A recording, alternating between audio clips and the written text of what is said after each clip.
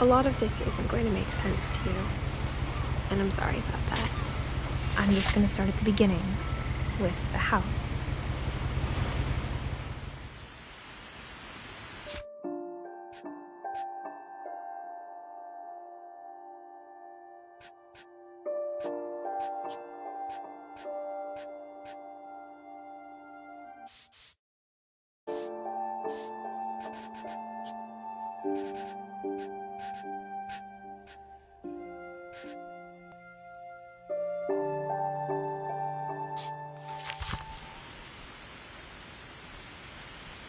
Someone had put up a chain link fence, but it looked like I wasn't the first person to hop it. My brother Milton disappeared when I was 4. It was like the house just swallowed him up.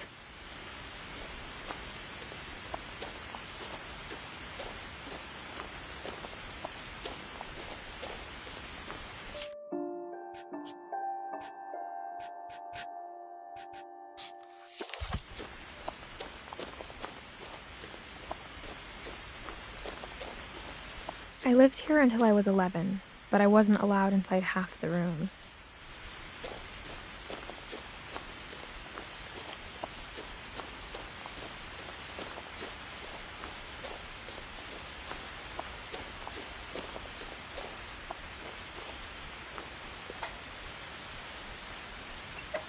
Inside the mailbox were bills from 7 years ago, marked urgent, open immediately.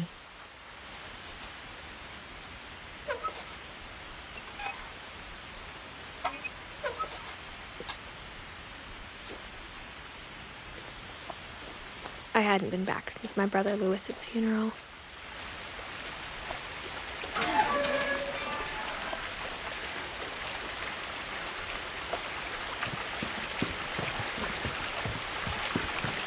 In her will, my mother left me a key, but didn't tell me what it unlocked. Maybe she thought I'd know, or she thought that the mystery would be enough to bring me back.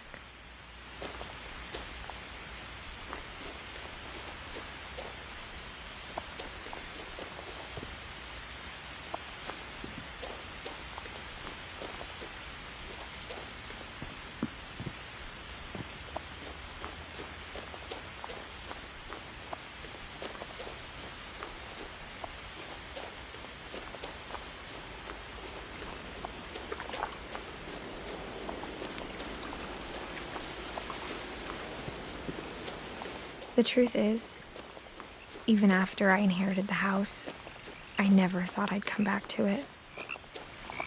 But now I had questions about my family that only the house knew the answers to.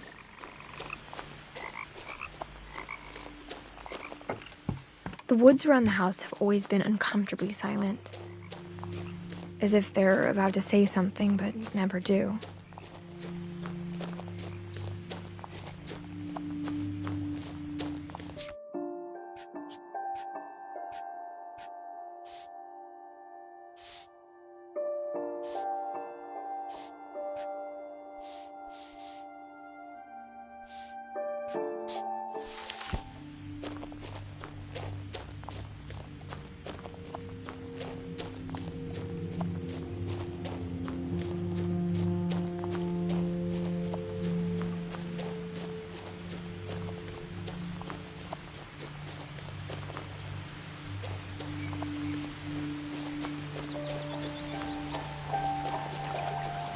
The house was exactly like I remembered it, the way I'd been dreaming about it.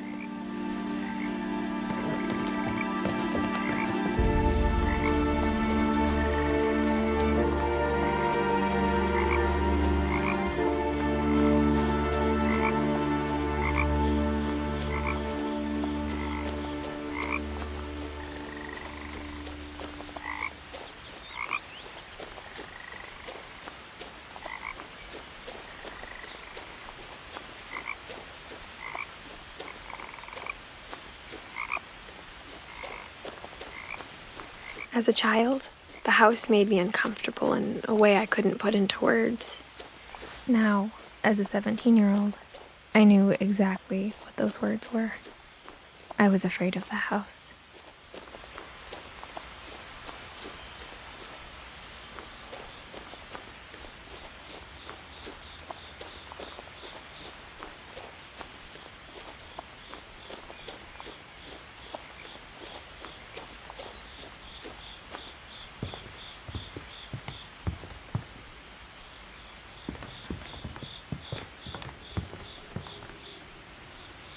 I hoped the key might unlock the front door. It didn't.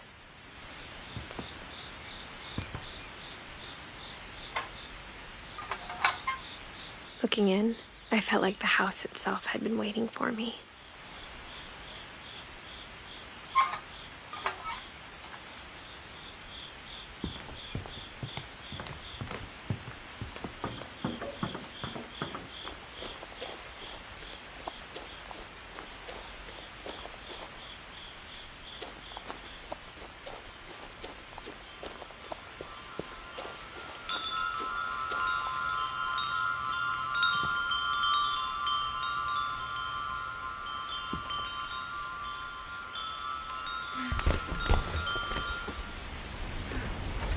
Crawling through the doggy door used to be a lot easier when I was 11.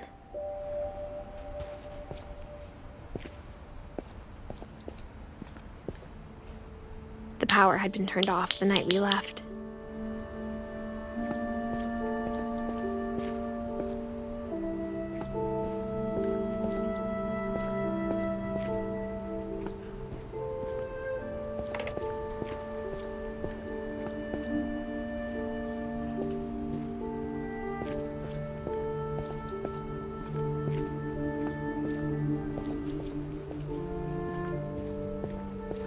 For the first time in years,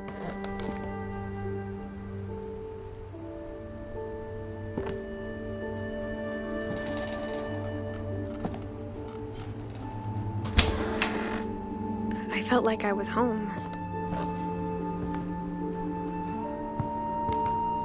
But instead of a family, there were just memories of one.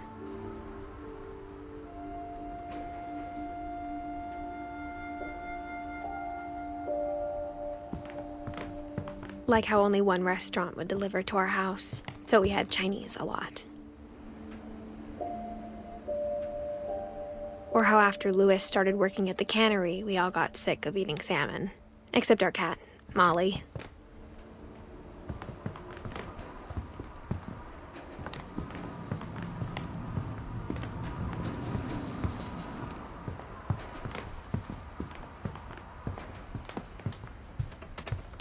The table was still a wreck from the night we left.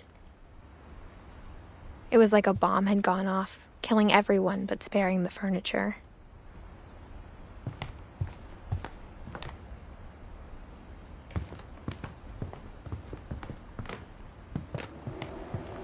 My mom was the only one of us who could imagine Great-Grandma Edie living in a nursing home.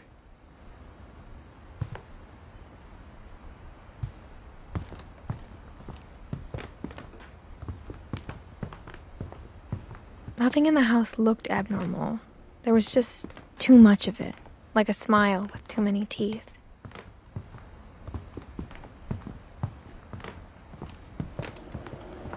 Even the fireplace had a story. Edie told me the bricks came from the original house, after it sank.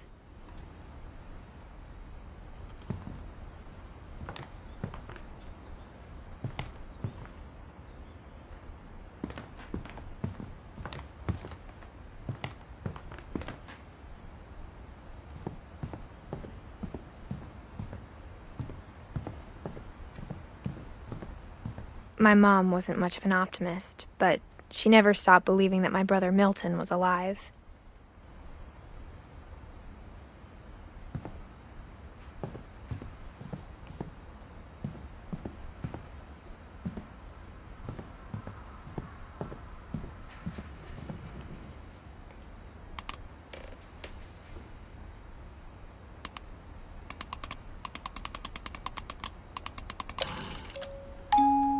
Great-Grandpa Sven built a music box for Barbara, along with the rest of the house. Mom always told me to stay out of the basement, so I wasn't too surprised when the key didn't fit.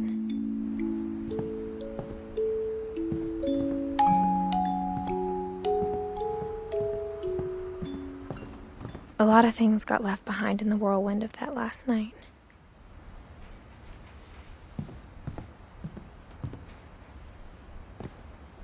After Milton disappeared, Mom sealed up all the bedrooms. Then Edie retaliated and drilled peepholes.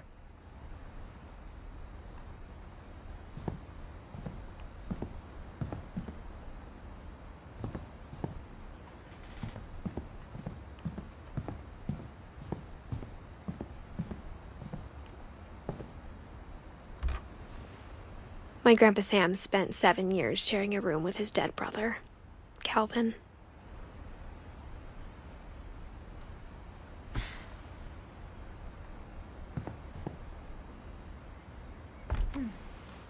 As a kid, I just assumed every house had peepholes and sealed rooms you weren't allowed inside of.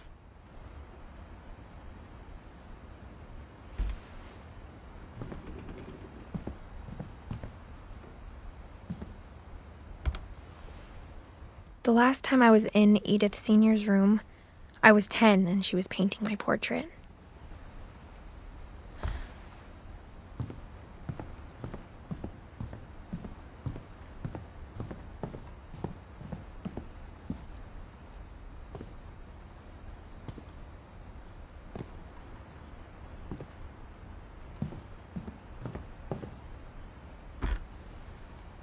Edie told me once that every Finch who ever lived is buried somewhere in the library.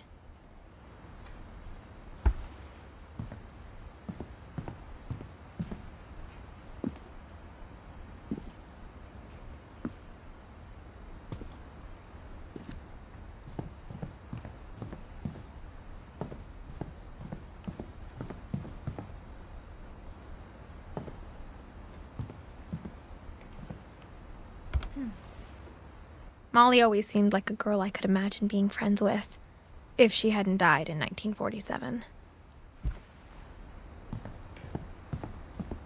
I spent a lot of time playing in Great Uncle Walter's room. I think my mom sometimes regretted not sealing it up. Lewis told me there were secret passages, but I never believed him.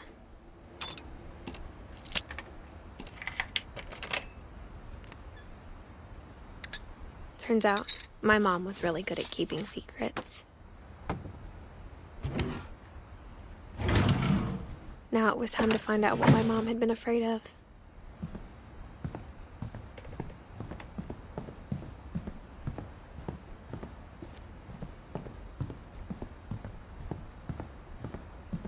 Whenever people ask me about my family, the first thing they always want to know about is Barbara.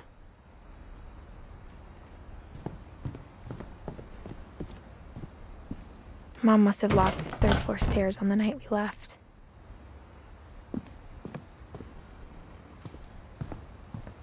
Edie's father, Odin, built the original house.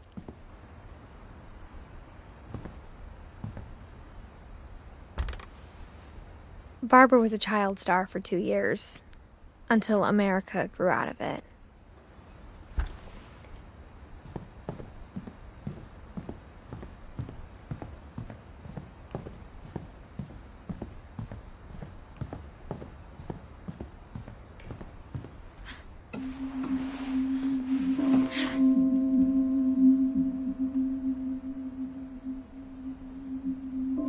From the paintings on the wall, it was clear my brother Milton had been here before me.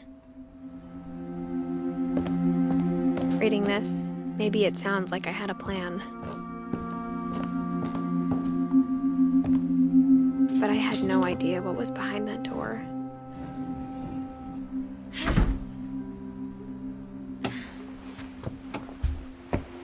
Just like I had no idea where all this was gonna lead. I grew up looking at Molly's room through the peephole.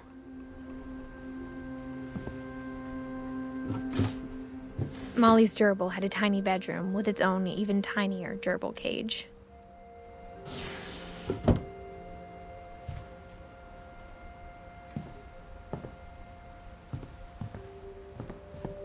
Being inside for the first time, I felt like I'd stepped behind a painting.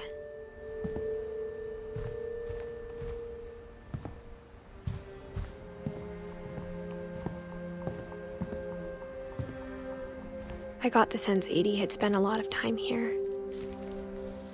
December 13th, 1947. Dear Diary, I'll be gone soon, but I wanted to tell somebody about what's gonna happen. It started when Mom sent me to bed without dinner.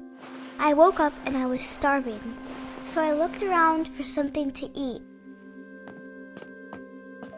The gerbil food was dry, but I didn't mind it.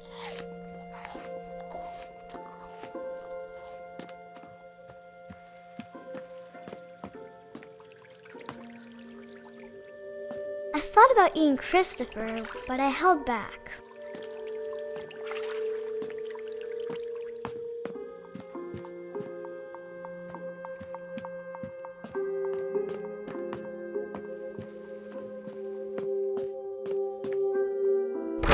Mom, can I come out now?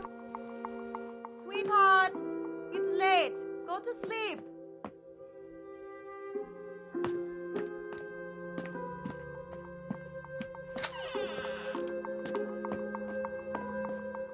I kept eating and eating.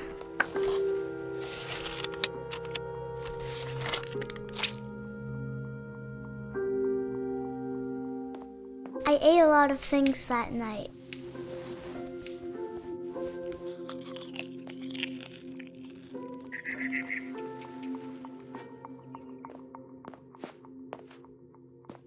Then I heard chirping outside my window. It was a barn swallow going back to her nest. I reached out for her.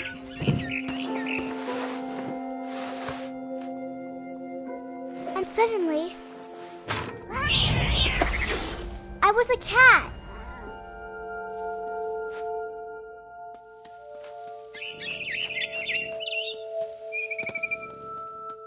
I tried to be quiet, but the bird was really scared.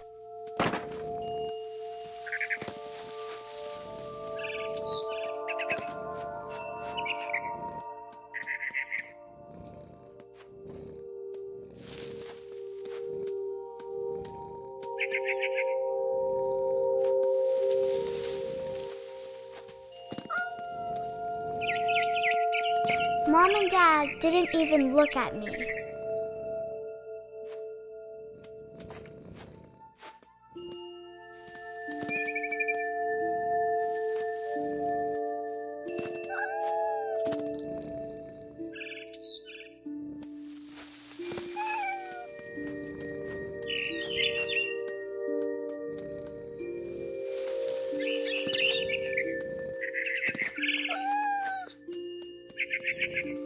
I jumped and I almost got her.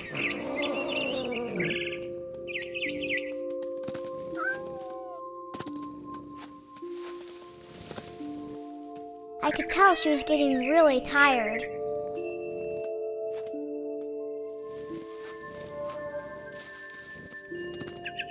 Now I was up in the big tree. I promised Dad I wouldn't climb it anymore. All I cared about was eating that mama bird.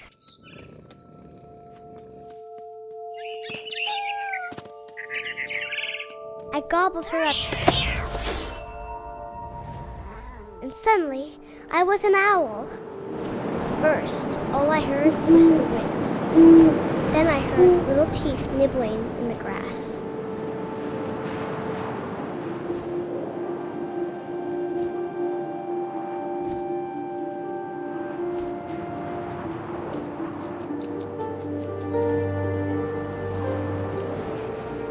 Rabbits.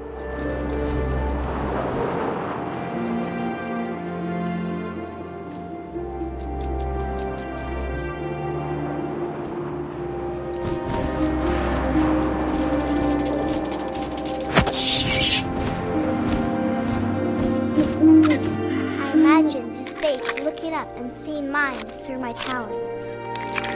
I swallowed him up, and I didn't chew one bit. Then I flew off to find something bigger.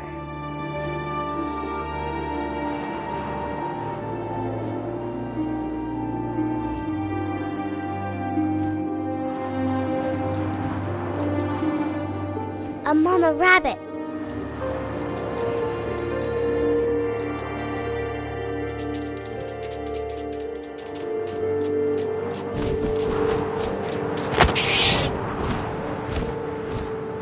She was almost too big to carry. I started choking, but I couldn't stop eating. And suddenly, I was a shark.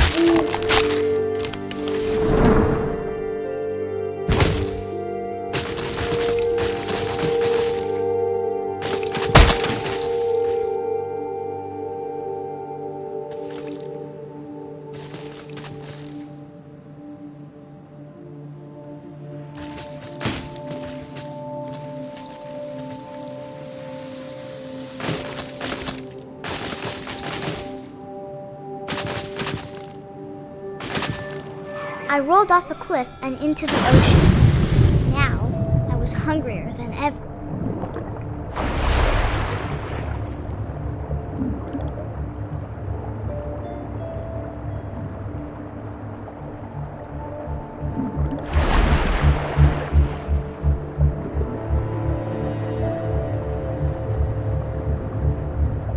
I wanted fat, juicy seals.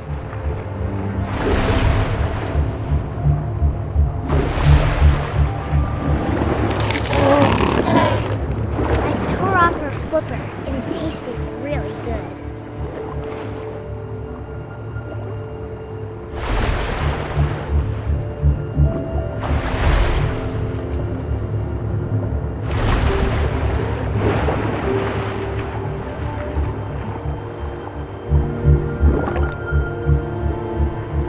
I grabbed on tight, but I was so hungry, I jumped out of the water. When I opened my eyes, everything had changed.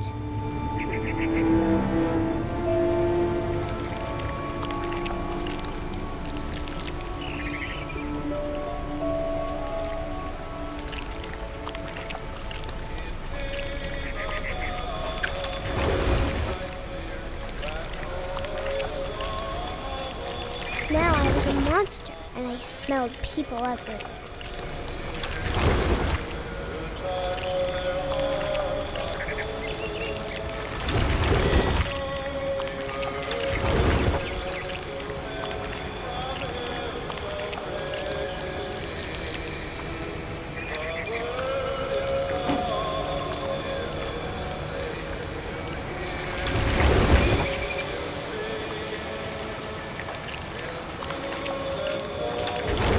I was big, but I moved real quiet.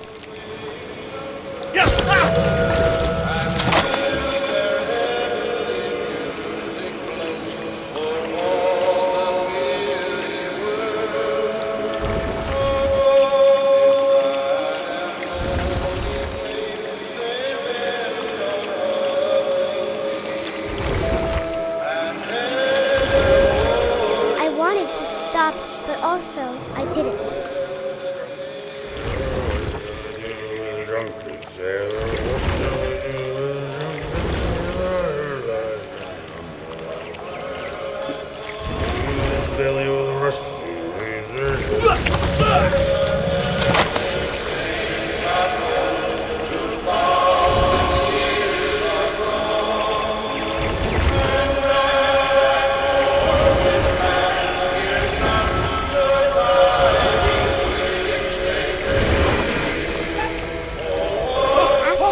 Passenger, I was still hungry. And across the water, I smelled something new. Something I had to have, so I swam towards it.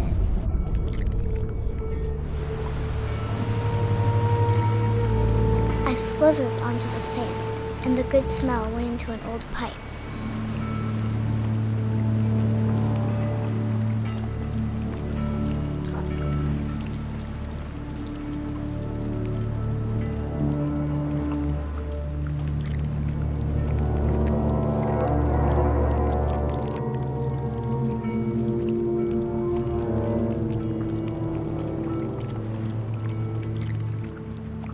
I got closer and closer.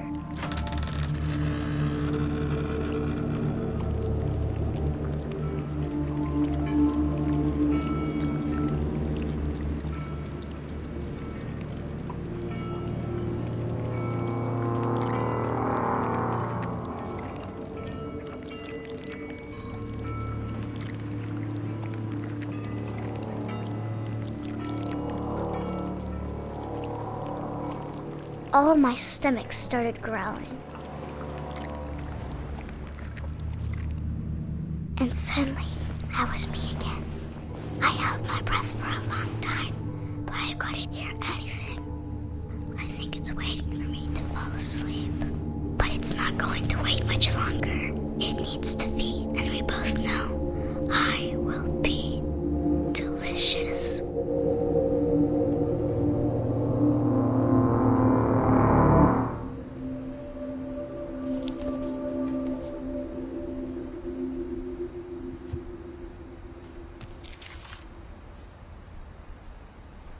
I'm not sure if I believed all of that, but I'm sure Edie would have.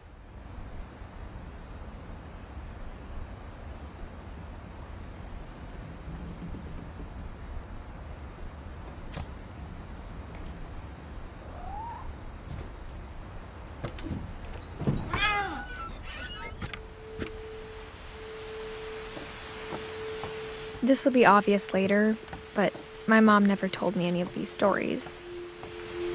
Edie would have, but Mom didn't like bringing up the past.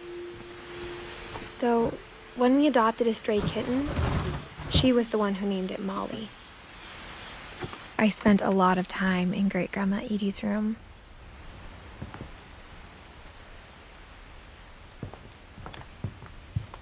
Her room was like a museum. For 500 years, the Finches have been famous throughout Norway for their fortune and misfortune.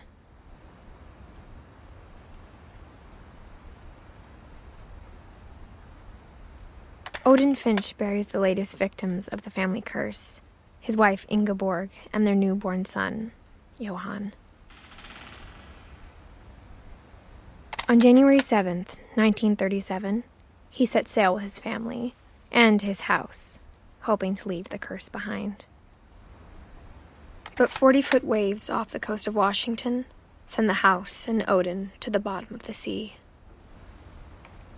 Odin's daughter Edie, with husband Sven and baby Molly, step ashore on their new home, Orcas Island.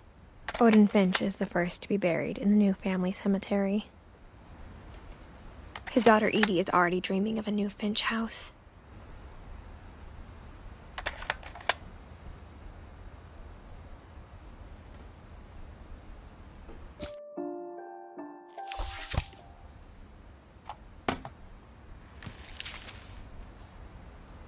Whatever's wrong with this family, it goes back a long ways.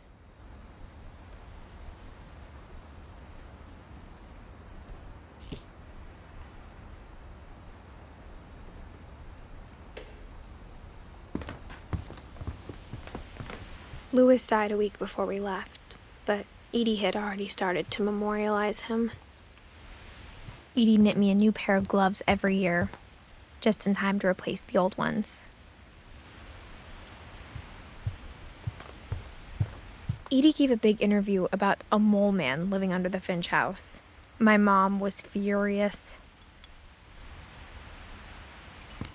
I hadn't thought of myself as Edith Jr. for a long time. One summer, they evacuated the island, but Edie refused to go. For a few weeks, she was a celebrity. When Edie told people Sven was killed by a dragon, she could also have said he was building a dragon-shaped slide that collapsed. She could have, but she didn't.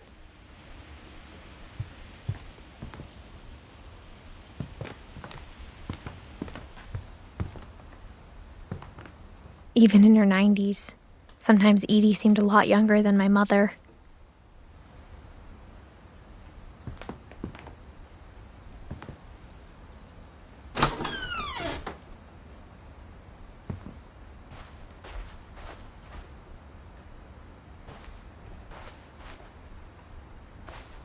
The only trace Grandpa Sam's first wife Kay left on the house was the pink bathroom. It was a pretty big trace.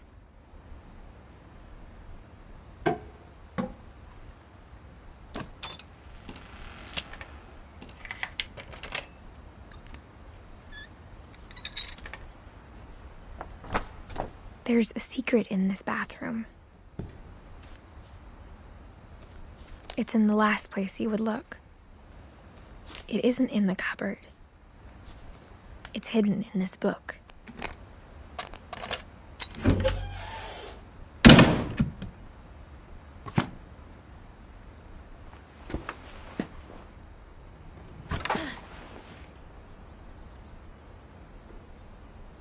Sven gave Sam an old camera he'd refurbished. He never put it down.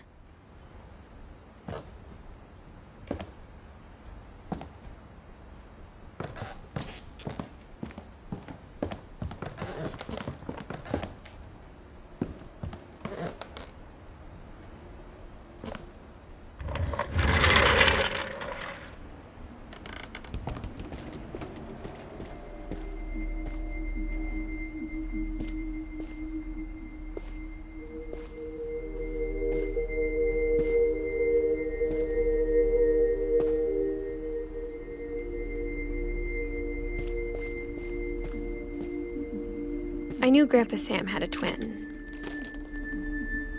and that he never talked about him.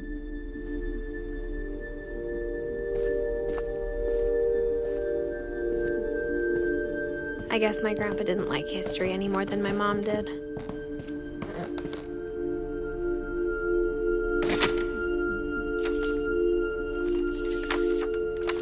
How I Want to Remember My Brother by Sam Finch. The thing I remember is that when he made up his mind, that was it.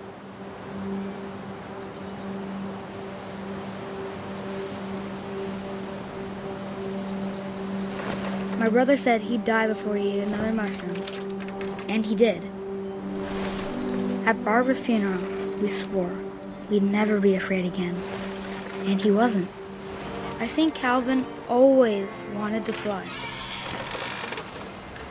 Sam! Calvin! Dinner's ready! Coming! But that day, he finally made up his mind to do it. I told him going around was impossible. Maybe if I hadn't said that, Calvin! I'm not gonna tell you again! maybe if the wind hadn't picked up, then maybe he'd still be here. But I doubt it. I think he'd already made up his mind. That's what I want to remember about my brother.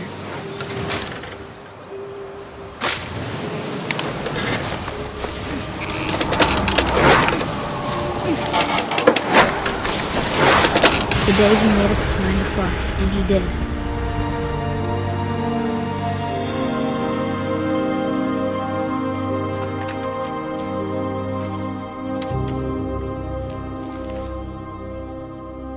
Calvin's story felt strangely familiar. When I was younger, I remember trying to do the exact same thing.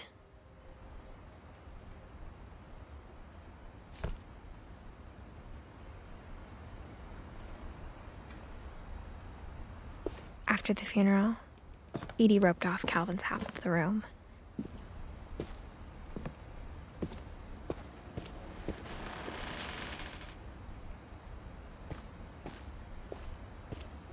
Mom said Grandpa Sam enlisted at 18 and never set foot in the room again.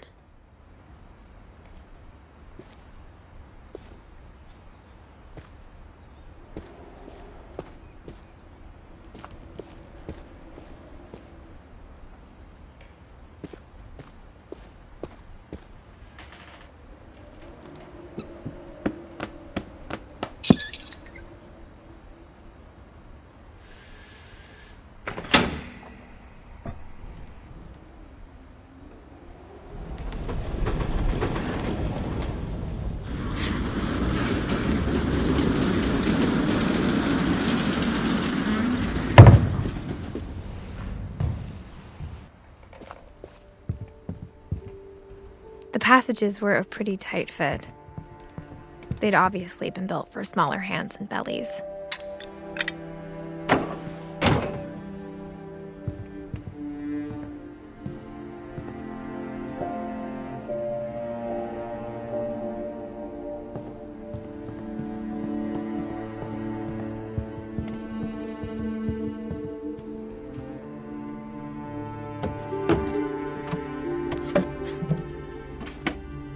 Growing up, I always thought of Barbara as a child star.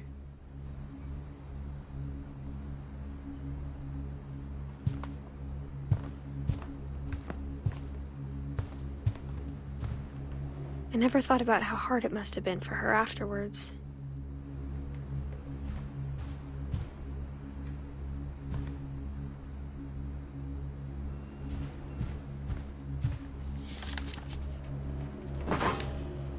Of all the stories people wrote about Barbara's death, I'm surprised Edie saved this one.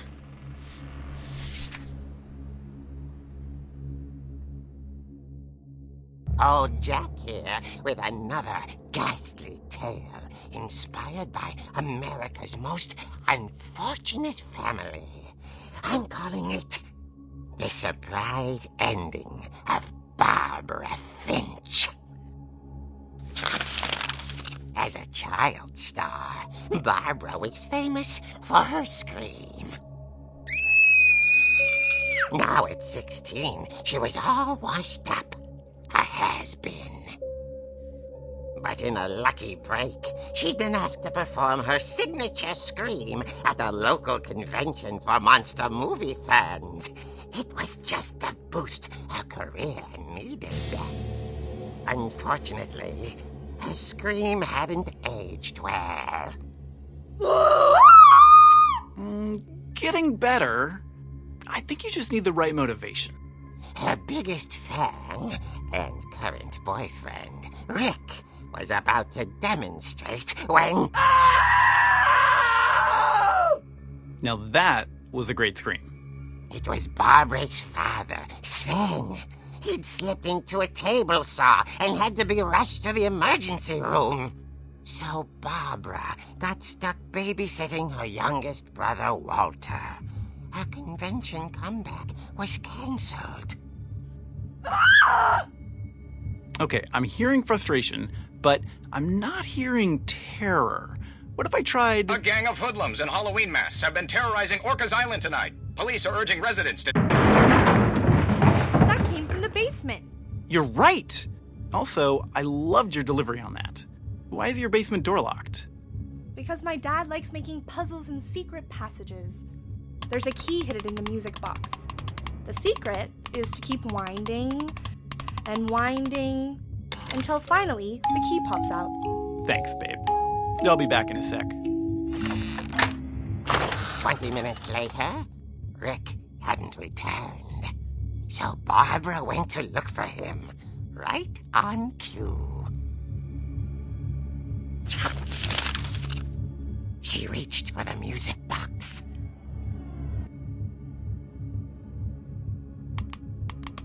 And as she wound the key, she listened for Rick, but the house was silent.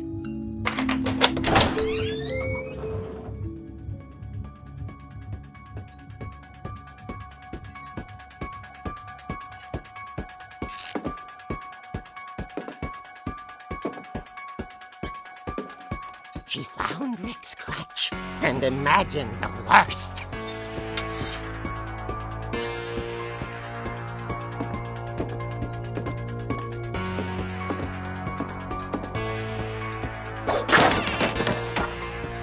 The gang's leader is the infamous Hookman killer, Dr. Carl Hamill, who impaled and then ate his family 10 years ago tonight.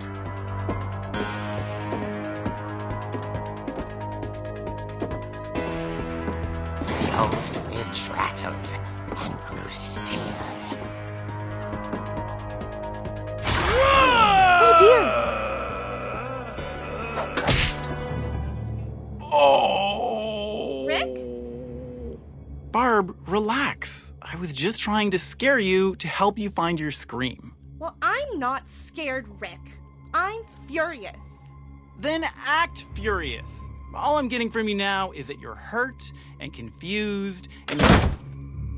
She threw him out, but she kept a little something to remember him by. Barb, have you seen my other crutch?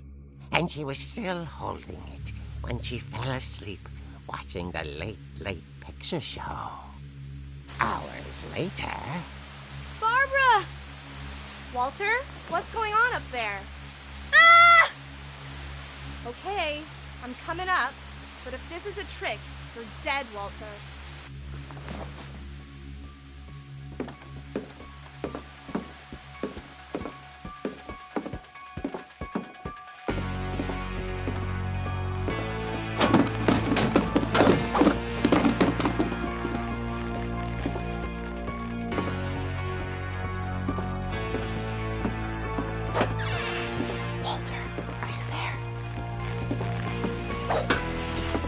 Walter had vanished, but his bedside radio was still on. Orcas Island police describe the man as 6 feet tall, with a steel hook for a hand. Residents are urged to lock all doors and windows and notify the police of any suspicious activity. Barbara turned, saw the hookman, and was speechless. He was quite smashing.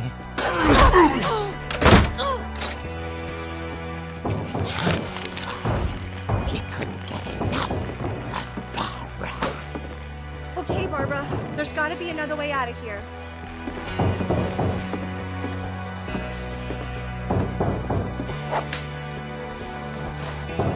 That night, she played her part beautifully.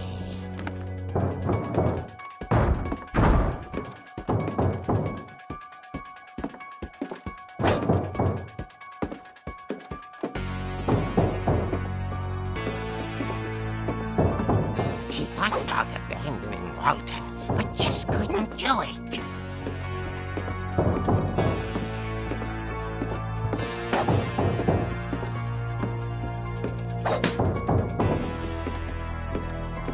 Molly's door hadn't been opened in years. The hinges groaned.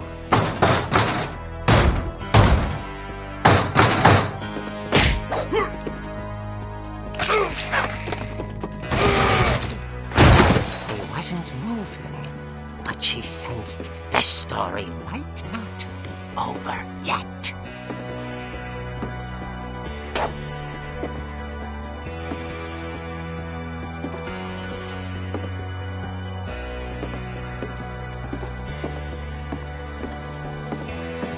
The hookman had vanished. She listened for his breathing, but all she heard was...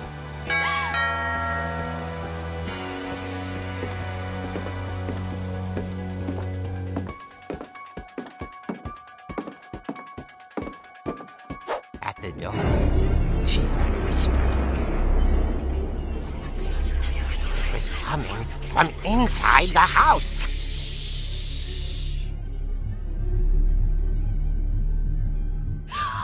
Oh dear. The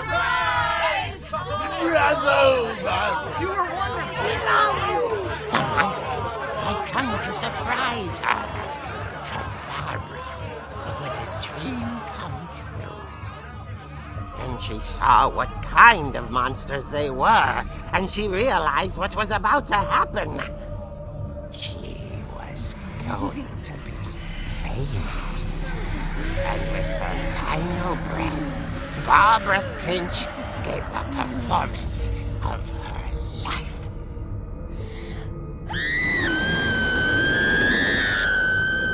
I wasn't there myself, but I hear Barbara was magnificent. Poor girl. She had a taste for stardom. But unfortunately, so did her fans. Of course, the police blamed it all on poor Rick, who disappeared the same night. And little Walter? Hiding under his bed the whole time. He took it all pretty hard, but that's another story. As for Barbara, tucked inside the music box was all they ever found of her. Her ear. Now that's what I call a real eerie tale.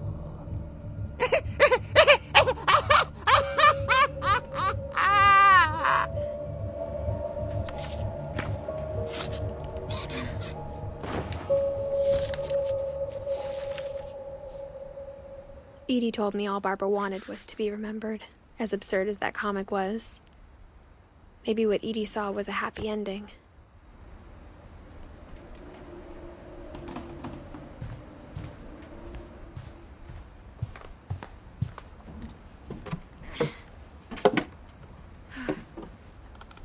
I guess now I know why Mom didn't like me playing with the music box.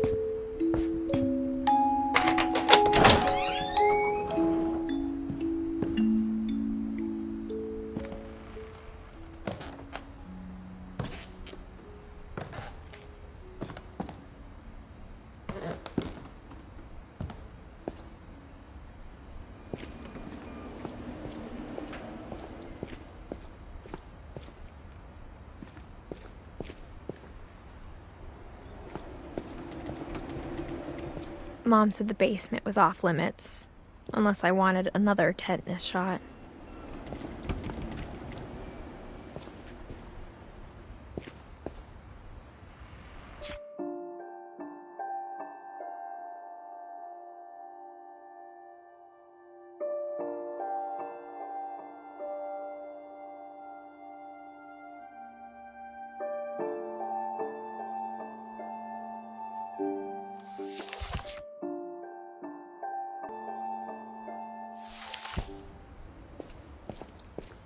I saw Edie sneak down to the basement once, carrying packages.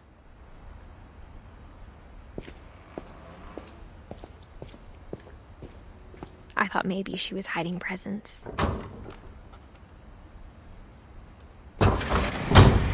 It turned out she was hiding a lot more than that.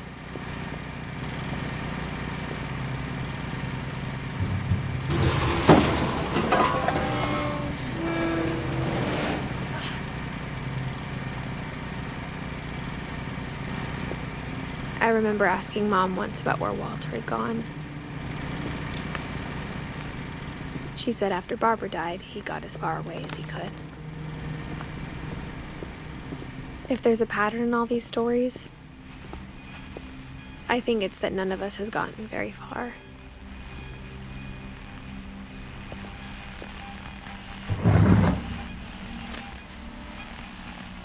Goodbye, everyone. I can't believe I've been down here for 30 years. On that first day, after the shaking started, I didn't think I'd survive a week.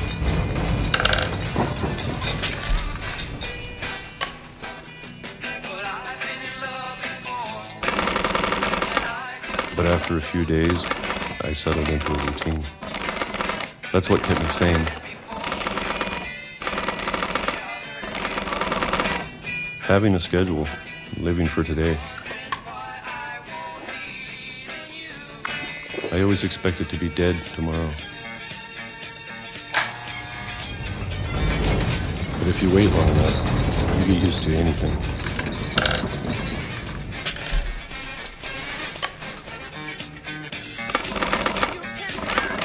Even a monster on the other side of the door starts to feel lonely.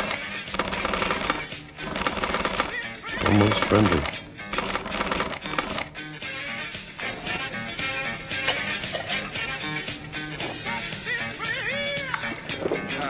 And then one day, everything just stopped. Whatever that thing was, it was gone. Maybe it got tired of waiting. Or maybe I just got tired of being afraid.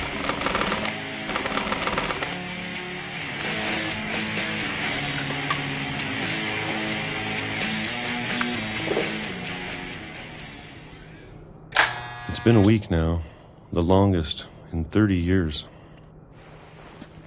I'm done waiting. I have to leave while I still can.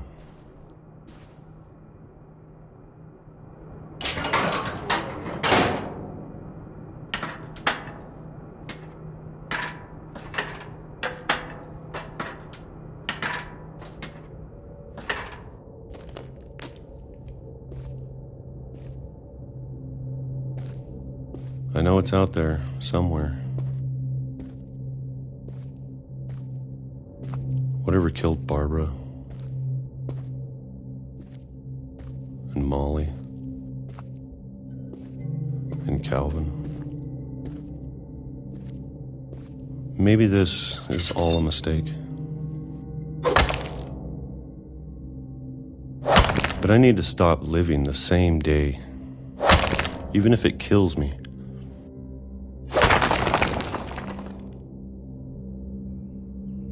Whatever's out there, I want you to know I'm ready for it. I'm going to appreciate all of it, especially the food. I don't mind if I only have a year left, or a month, or a single week. I'd be happy with one more day. I can already imagine the sun on my face.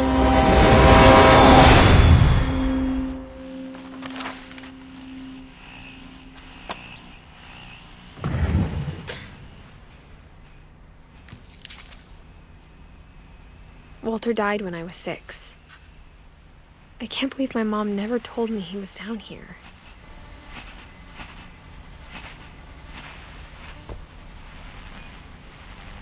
I'm sure my mom was trying to protect me.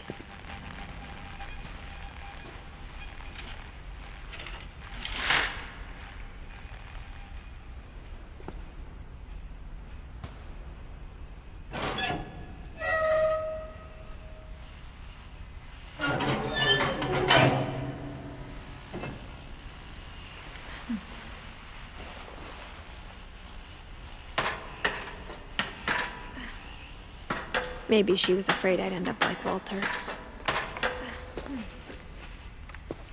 But if she never told me about an uncle under the house, I can only imagine what else she was hiding. I don't want to make the same mistakes she made. Trying to bury something that's still alive.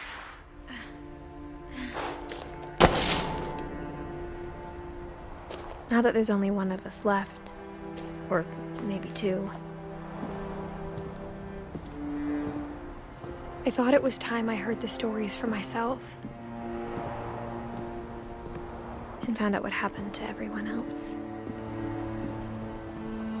But now I'm worried the stories themselves might be the problem. Maybe we believed so much in a family curse, we made it real.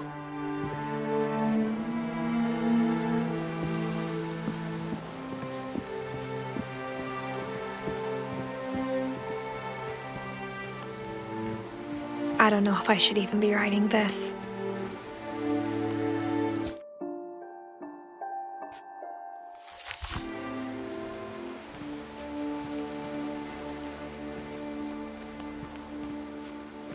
Maybe it'd be better if all this just died with me.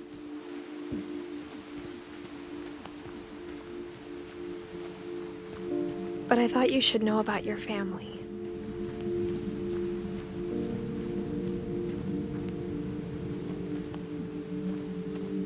And the history you're a part of.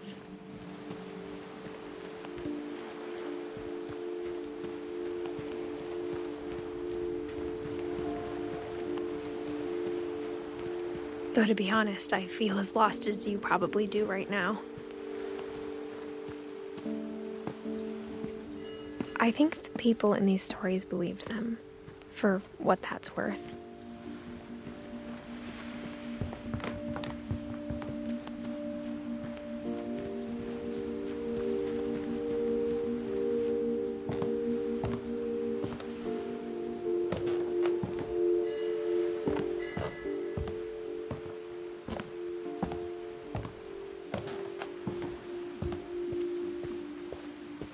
And when you look at the house, that history of imagination and stubbornness and madness, any of it seems possible.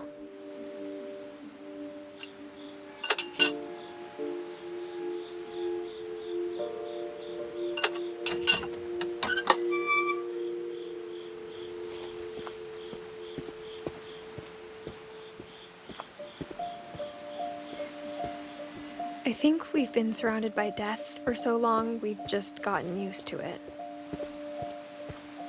What kind of family finishes building a cemetery before starting the house?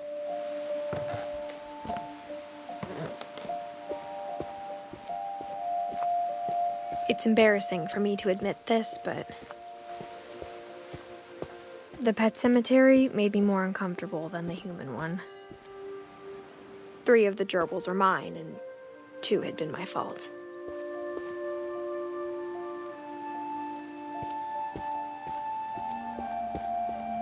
Sven built the house, but it was Edith who designed the cemetery.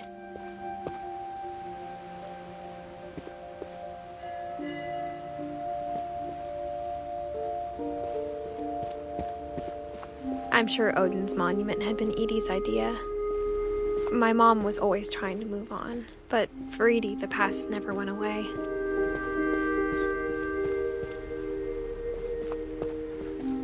She could see it poking out of the water at low tide.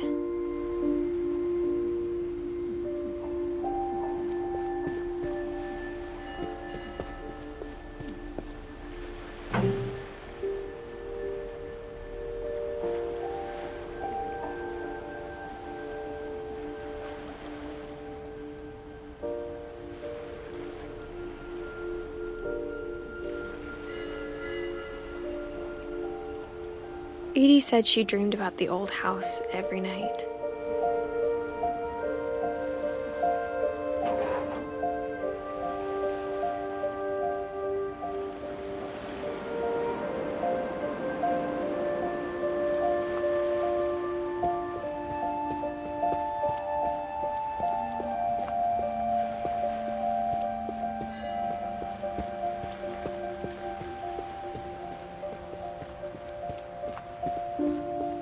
Edie's side was always easier for me to understand.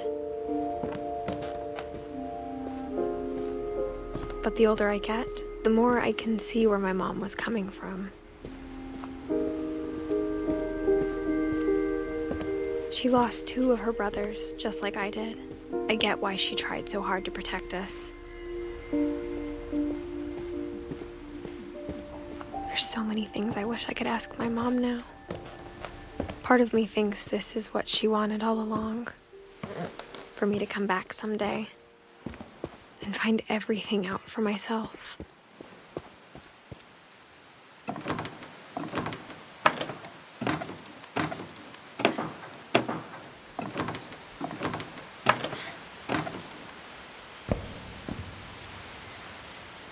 But looking back on it now,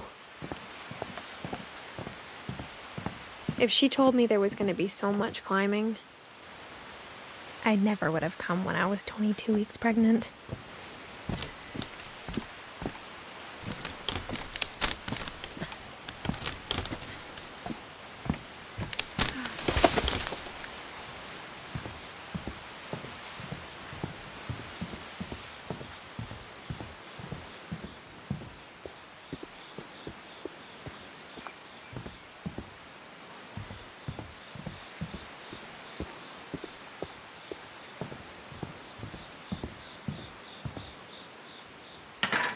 I never met Grandpa Sam, but I think he and my mom had a lot in common.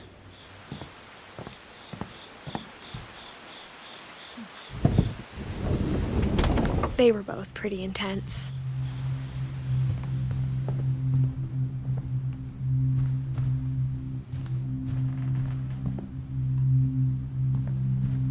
Sam spent his life shooting photos, but Mom said he got nervous being in front of the camera. I guess we're all afraid of something. Instead of hiding from death, Sam seemed to go out of his way to meet it.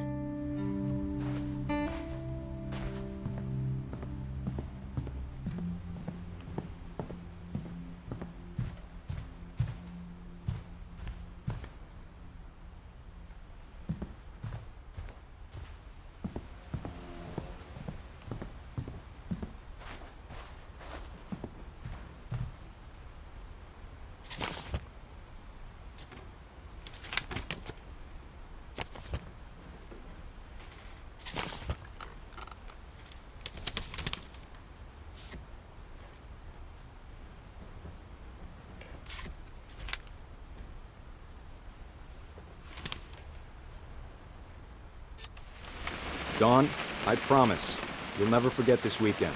Yes, sir. These memories are gonna last a lifetime. Am I gonna have to shoot anything? It's a hunting trip, Dawn. Shooting is strongly encouraged. Not quite. Shouldn't we be leaving? Just want to get a shot of you, Dawn, then we can take off.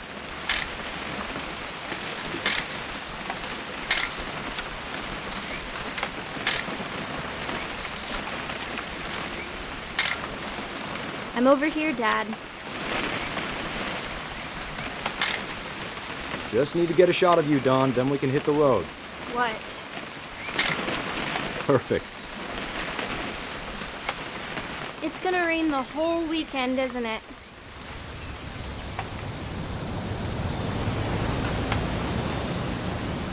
I will never forget this weekend, Dad. That's the spirit. Okay, got it. I'm gonna take some pictures, okay? Just be careful. That camera's older than you are.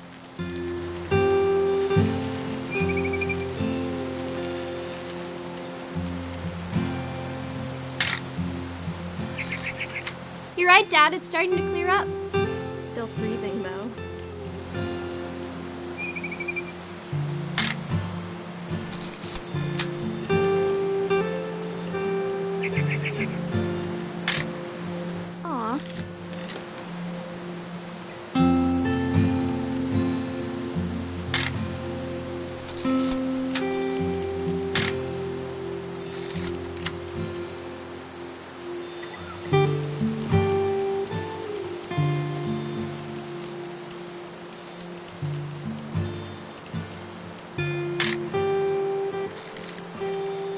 Definitely should not have drunk all that coffee. Hold still while I take a picture of you. I definitely won't be moving. Are you done yet? Does it sound like I'm done? Nothing quite like being outside. Hey! That's a keeper. I'm just saying, I'm not always gonna be here, Dawn. You'll need to remember this stuff, if you want to survive. I'll be fine, Dad. You know who else thought he was gonna be fine? Some guy who died. Dawn, I'm being serious. I know, Dad. You're always serious. Doesn't being out here make you want to chill out? Well, to tell you the truth, I haven't been out here in 20 years. Dad! Good eyes, Dawn.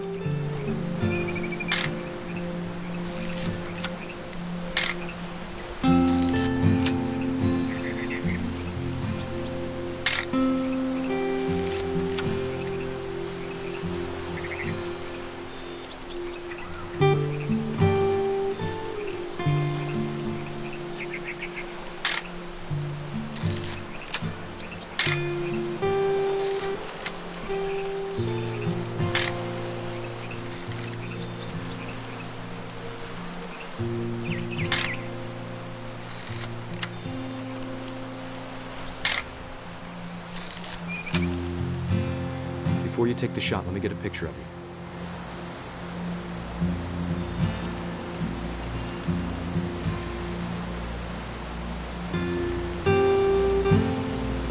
Dad, I... Just breathe. Turn off your imagination. Focus on your target.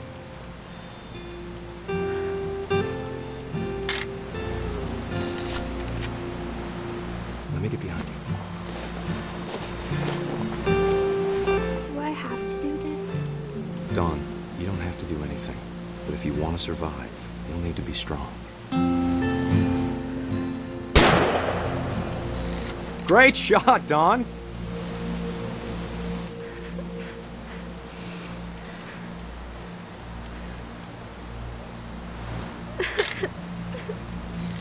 I'm proud of you, Dawn. Always remember that, okay?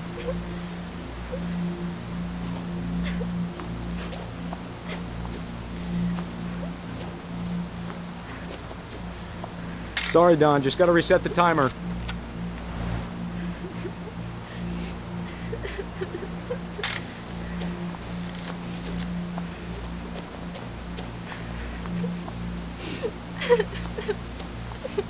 Dad, it's twitching. I think That's it's totally so- normal, Dawn. Just focus on the camera. Try not to think about— Dad!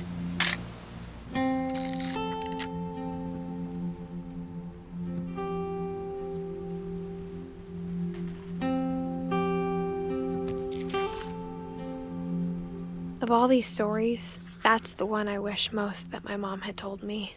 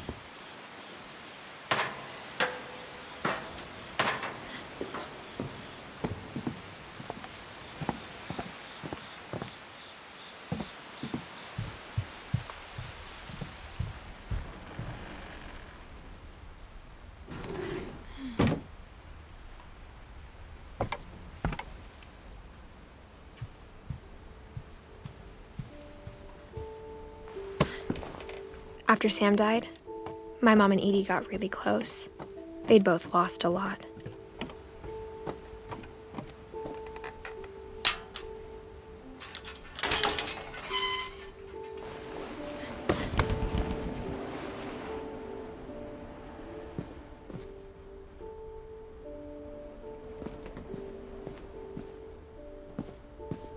I can't imagine my mom ever writing poetry, and yet...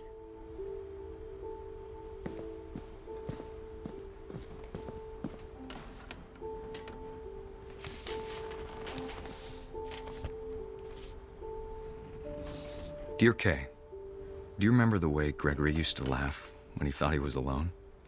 Like something funny was happening, but only he could see it.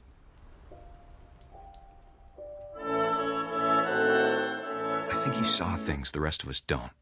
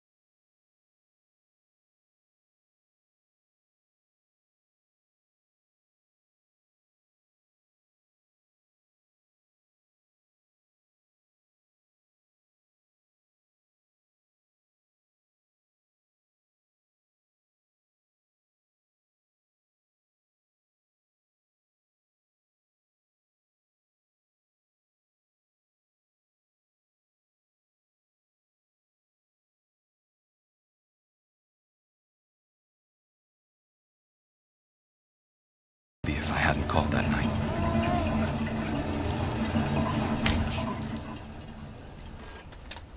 Hold on, I don't want Gregory to hear this. I wish he could have told us.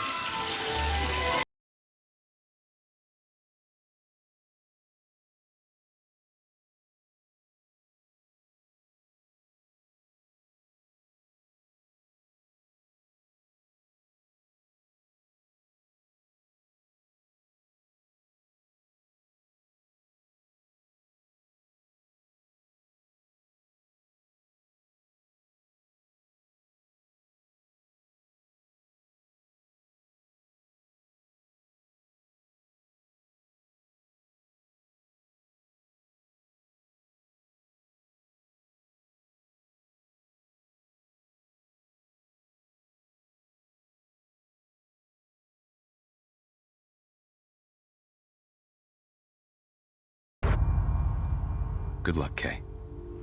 Love, Sam.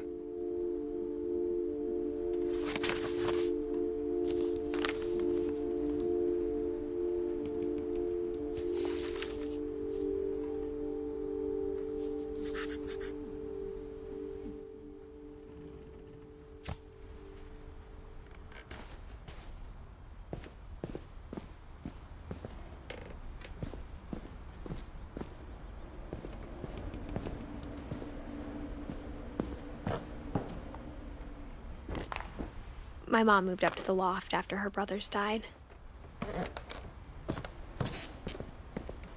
At the time, it was as far away as she could get. A poem for Gus. who always said the wedding was a bad idea. Our father never hit us kids, at least not very hard, before the day my brother said with teenage disregard that he'd be dead before he'd see a wedding in our yard.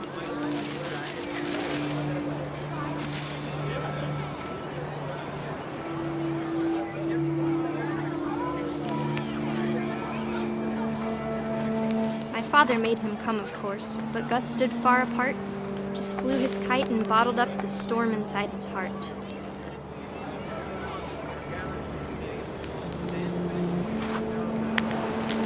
I tried to talk him out of it, but though he'd never met her, "We don't need a stepmom," were the words that I now remember. pronounce you husband and wife. You may kiss the bride.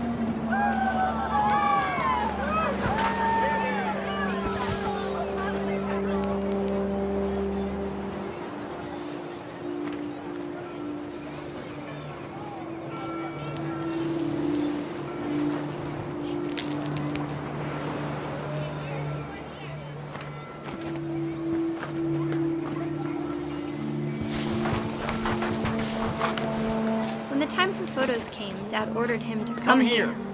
But Gus declined and as a sign held up his middle finger.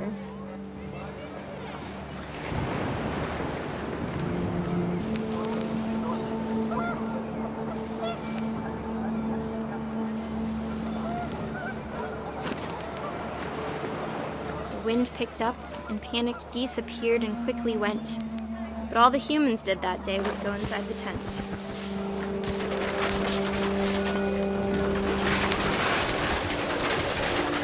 The rain came down in buckets then, but no one seemed afraid that nature might destroy the tent our dad had crudely made.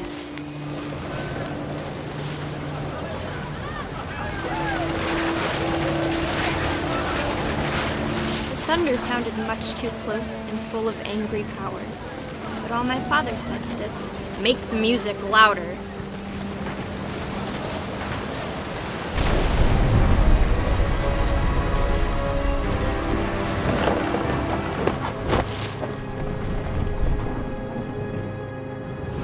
I wish that I could truly say I thought about you on that day. Out there on the beach alone, just you, the wind, the sea, and foam. But I didn't, until we found you.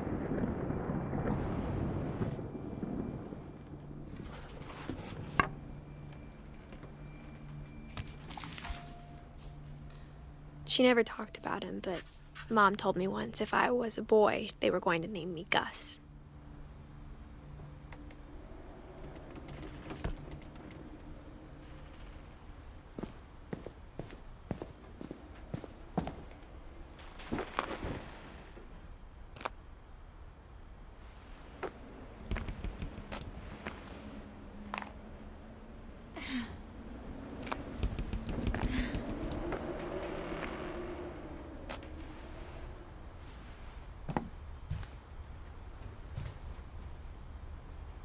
Religion was another thing my mom never talked about, but I think it helped her a lot after her dad died.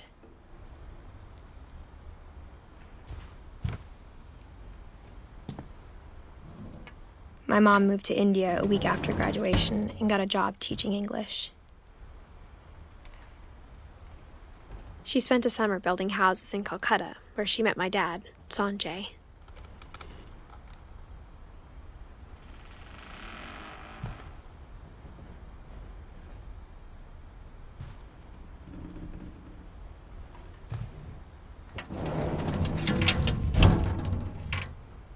Louis was born a year later.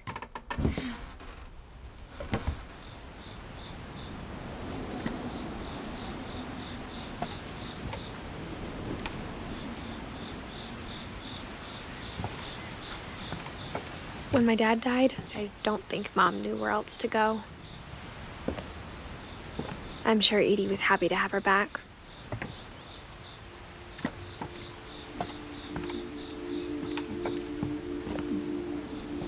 The house had to get a little bigger, but Edie was used to that.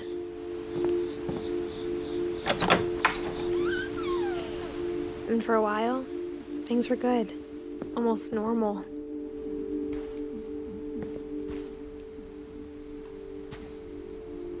But it didn't last.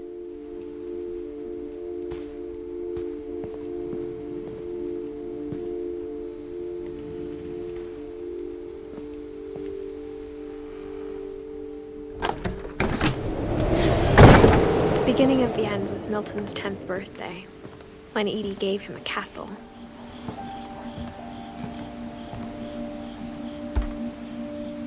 After Milton disappeared, the only thing he left behind was a room full of paintings.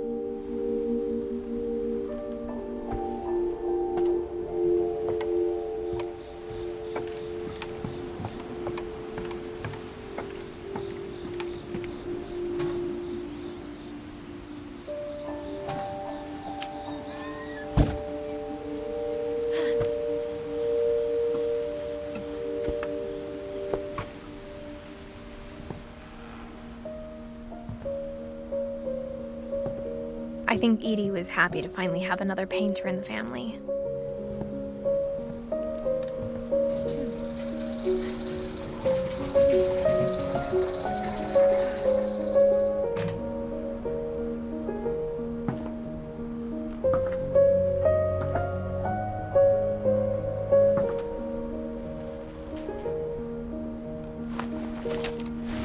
Milton Finch in The Magic Paintbrush.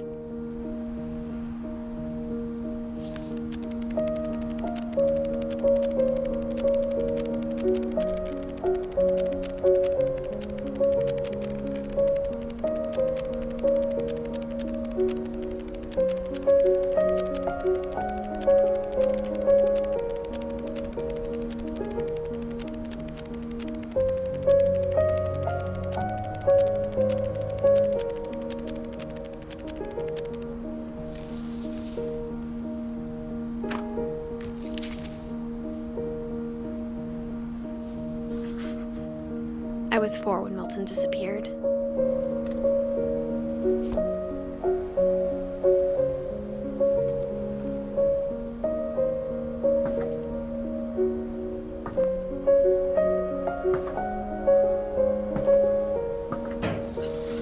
Mom spent months searching for my brother. Then she sealed the doors.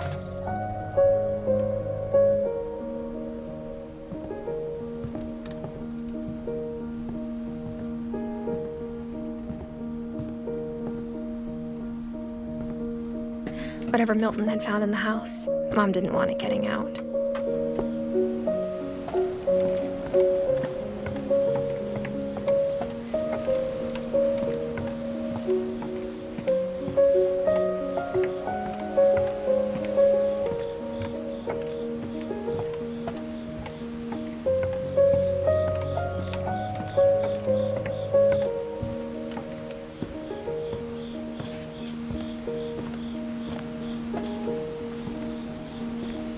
Mom definitely blamed Edie, but I think Louis blamed himself.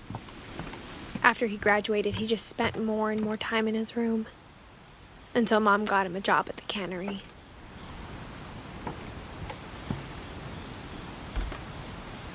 Everyone always told me to stay out of Louis's room, except Louis.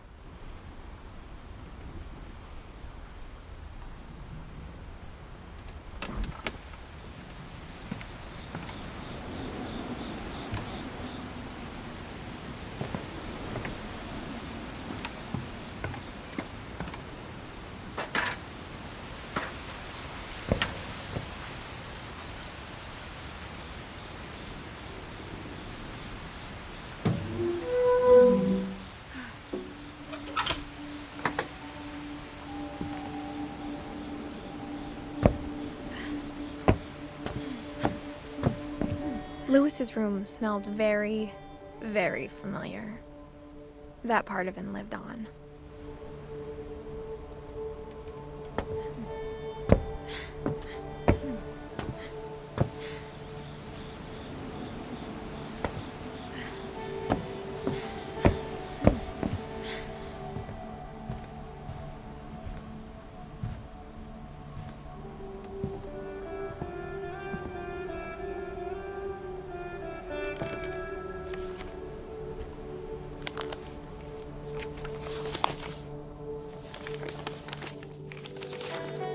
Dear Mrs. Finch, as Louis's psychiatrist, I can understand your desire for an explanation. As I see it, the trouble began in January, shortly after we convinced your son to seek treatment for substance abuse.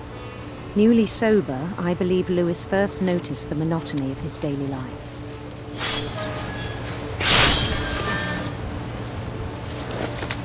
He kept working at the cannery, but he withdrew part of himself. In our sessions, I saw the same behavior. His mind began to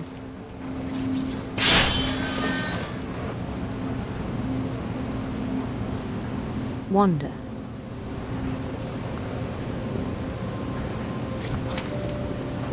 I asked him to describe it.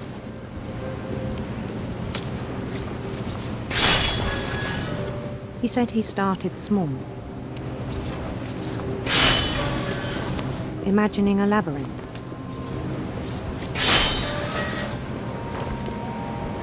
He'd feel his way about.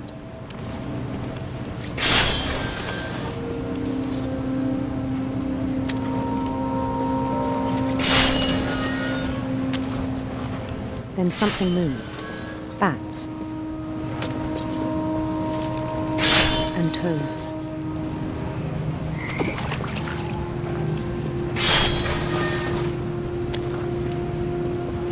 And things that have not names. He knew it was all in his head.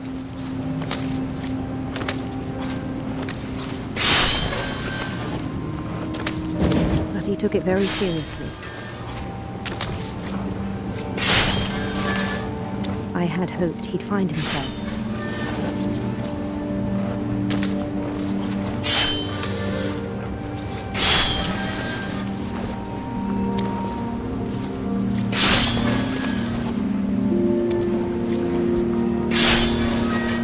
But he found something more.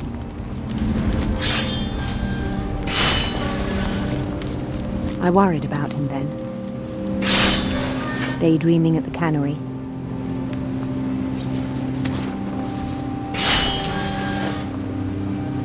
I spoke with his boss. But he said Lewis had become a model employee. Methodical, tireless, focused.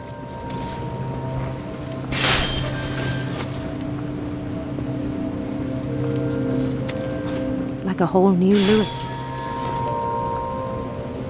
So I let him go on.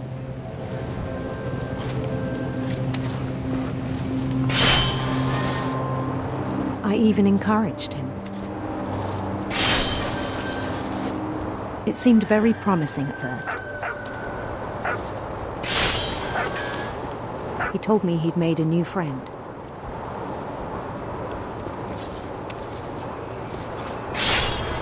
On the edge of a city he named Lewis Topia. He built the city up slowly, brick by brick. Then he made musicians.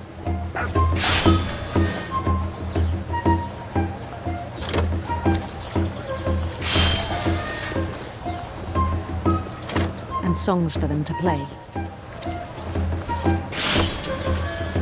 He talked about starting a band. And he was always humming something. Every day his imagination grew stronger.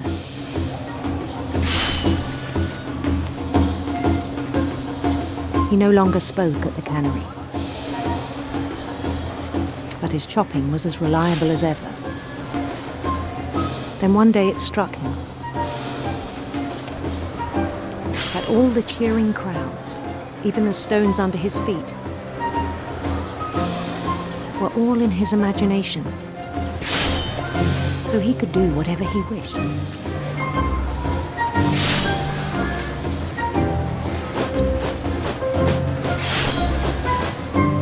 He held an election for mayor. And he won. They begged him to stay, but his mind was already wandering. It became a game for him.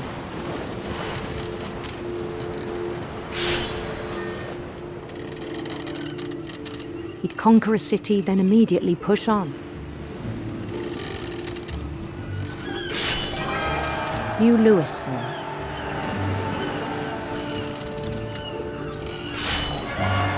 St. Louis. He started drifting away from our reality.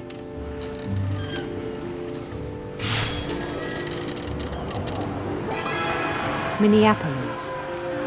Until one day he forgot to go home from the cannery. Even as his mother pleaded with him, part of Louis kept sailing on.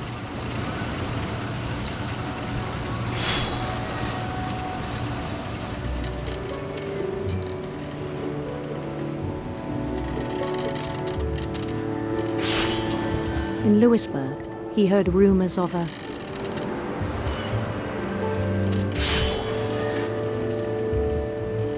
handsome queen.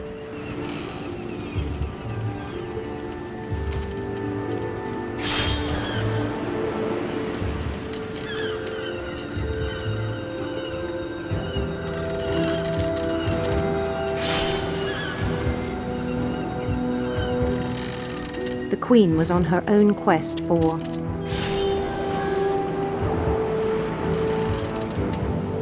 sinister serpents.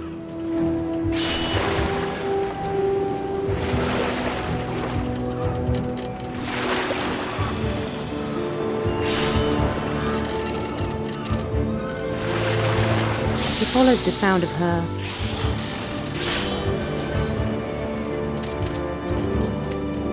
silver harp.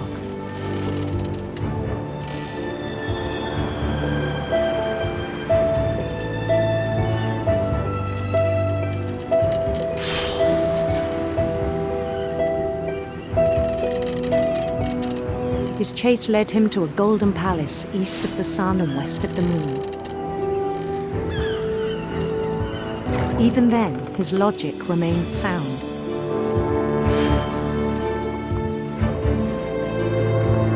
He knew the world was all in his imagination.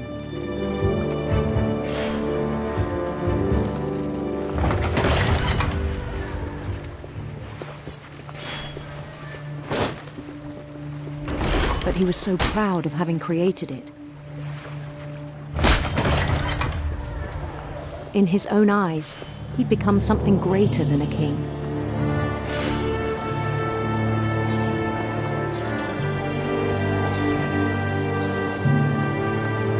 For someone who'd never known success in the real world, I think it was overwhelming. And then it struck him that the real Louis was not the one chopping salmon, but the one climbing the steps of a golden palace.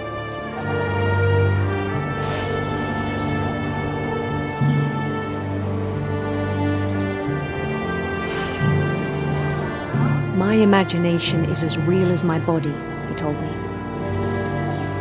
It was hard to argue with him.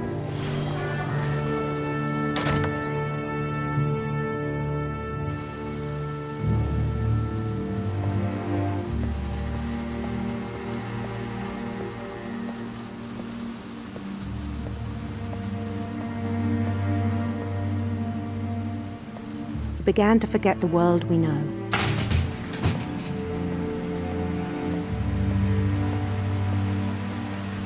I think it pained him to remember Louis, the cannery worker.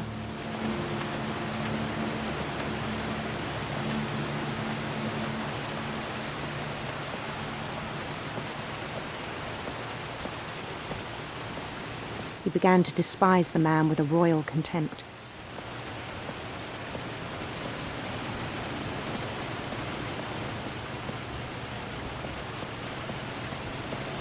I still thought I could save him. Even after he said he was being crowned king over all the lands of wonder.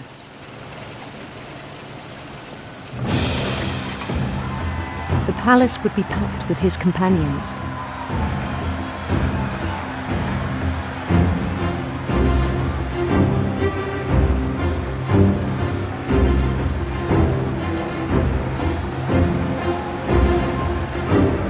Including the wise Calico who had insisted on advising him.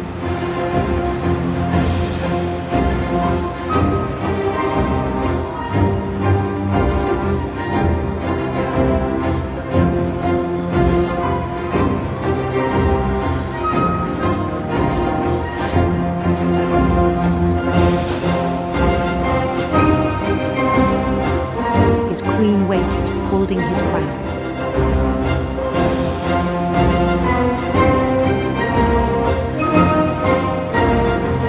There was only one thing left to do.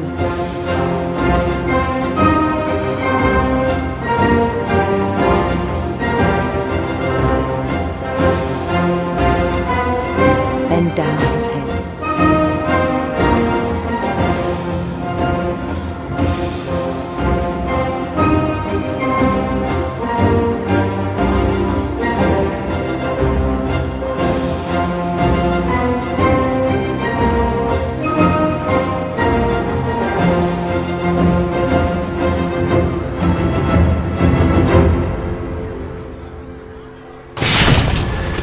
I think you know. Mrs. Finch, your son was a kind man who will be missed by all of us who knew him.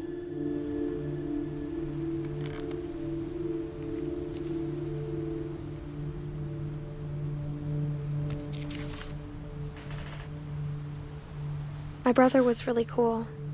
I wish you could have met him.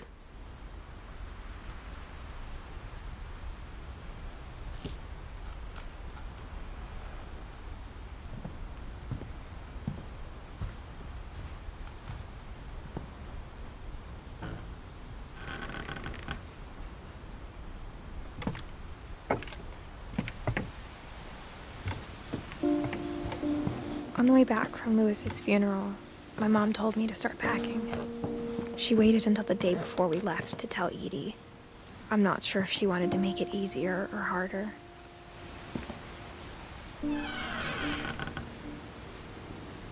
I wish we'd stayed. But I understand why we left.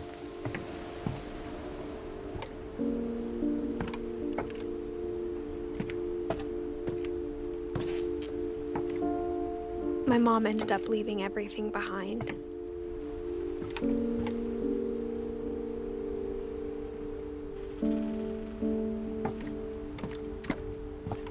What happened that night had been coming for a long time. Maybe it should have come sooner.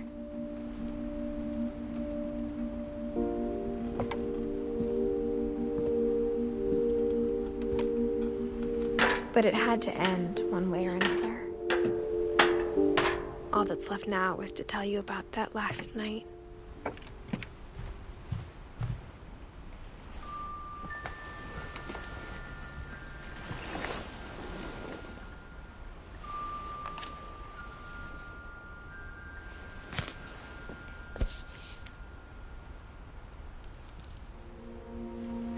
That whole last day, Edie just watched us pack and didn't say a word.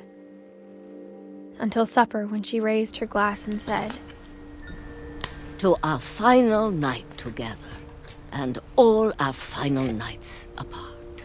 Grandma, you know what I said about alcohol. Some of your medications are very Edith, specific. I left a present for you in the hallway. Why don't you go open it? The grown-ups have to argue now. I'm sorry, you're right.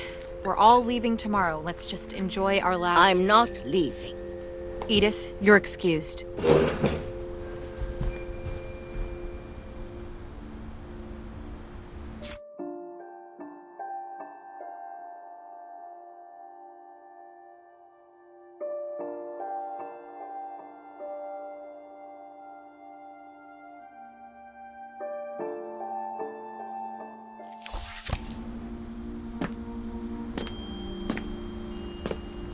The power had been shut off that morning, but Edie always had plenty of candles. When my mom sealed the library, I don't think she knew about the other entrance. Or that Edie had a key to it.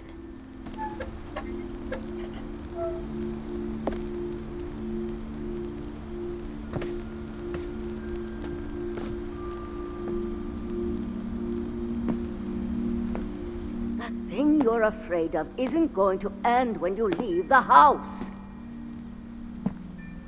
Edith has a right to know these stories. My children are dead because of your stories. I think it's best if Edith and I leave tonight.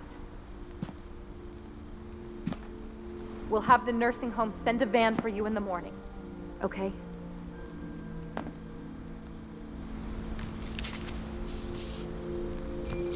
Dear Edith, There's so many stories I wish I could tell you, but there's only time for one. This is about what happened on the night you were born. That night, the tide went way, way out. It was the first and last time I ever saw the old house aground. There'd been an earthquake out in the middle of the ocean. They called it the lowest tide in 1,000 years. God, it smelled awful. You know, I've seen that house every day of my life.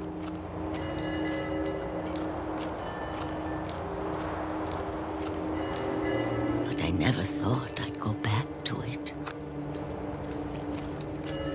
When the fog rolled in, I lost my way.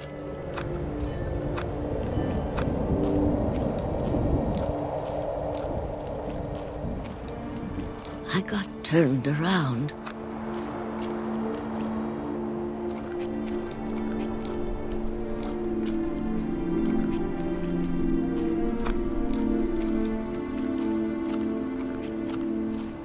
For a while, I wandered.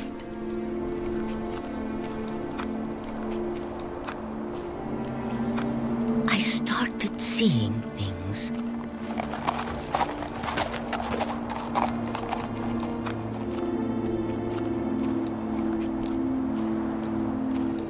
Things I'd forgotten had ever existed.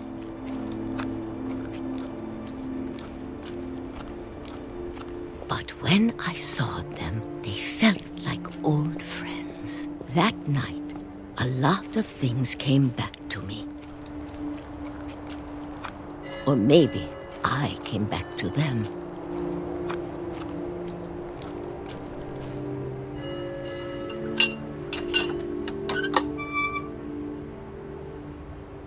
Things I can't explain, but that I need you to try and... Edith, what are you doing in here? It's mine. Edith! Mom, you're gonna rip it! Let go! I kicked and screamed, but Mom dragged me to the car.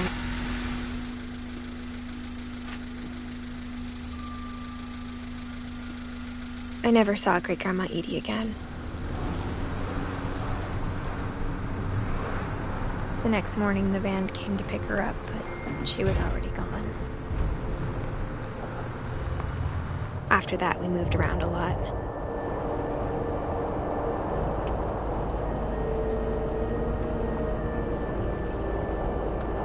We both tried to make the best of it.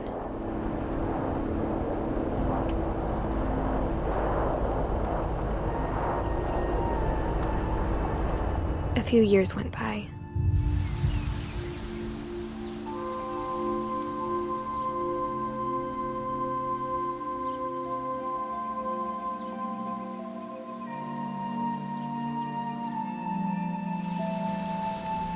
My mom didn't like to talk about it.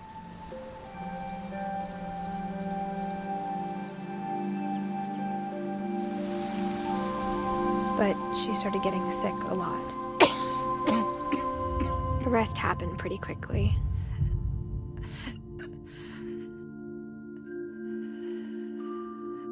She got better for a while, and then she didn't. And then I was alone.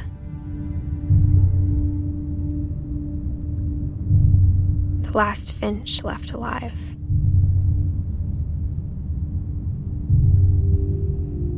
Until I found out about you. I'm still not sure what to tell you about all this. If we lived forever, maybe we'd have time to understand things. But as it is, I think the best we can do is try to open our eyes and appreciate how strange and brief all of this is.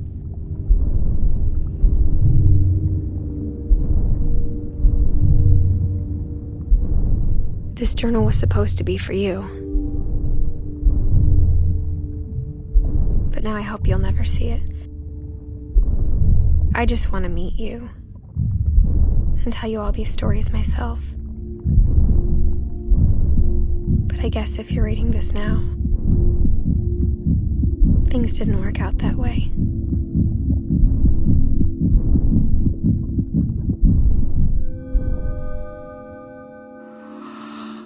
This is where your story begins. I'm sorry I won't be there to see it. It's a lot to ask, but I don't want you to be sad that I'm gone. I want you to be amazed that any of us ever had a chance to be here at all. Good luck.